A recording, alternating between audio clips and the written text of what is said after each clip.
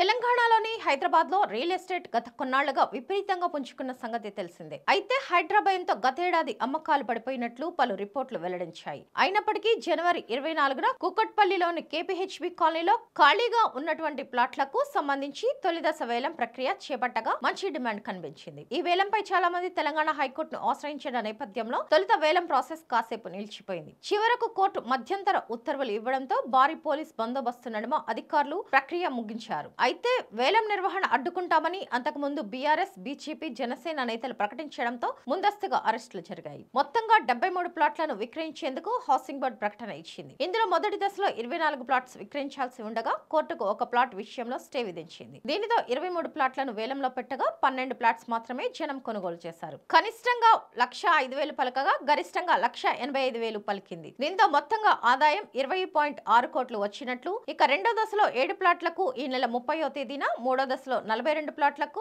ఫిబ్రవరి 5వ తేదీన వేలం వేస్తారు. ఈ ప్లాట్ల విక్రయంతో మొత్తంగా ప్రభుత్వానికి 60 కోట్లకు పైగా ఆదాయం వస్తుందని అంచనా వేసింది. కేపీహెచ్బీలో 30 గజాల విస్తీర్ణంలో ఉన్న 24 ప్లాట్స్ వేలానికి 10న జారీ చేసిన నోటిఫికేషన్ ను సవాల్ చేస్తూ phase 15 KPHB Shri Venkataramana colony welfare association హైకోర్టులో పిటిషన్ వేసింది. మరోవైపు వేలంలో పాల్గొనేందుకు లక్షతో తాను డీడీ తీసుకున్నానని, దానిని చూపినప్పటికీ పోలీసులు అనుమతించలేదని కూకట్పల్లి ఎమ్మెల్యే మాధవరం కృష్ణారావు విలేకరులతో చెప్పారు. పేద మధ్యతరగతి ప్రజల సొంత ఇంటి కల సాకారం చేయాల్సిన హౌసింగ్ బోర్డు అధికారులు వాస్తవాలను దాచి మోసం చేసి ప్లాట్స్ విక్రయిస్తున్నట్లు మండిపడ్డారు.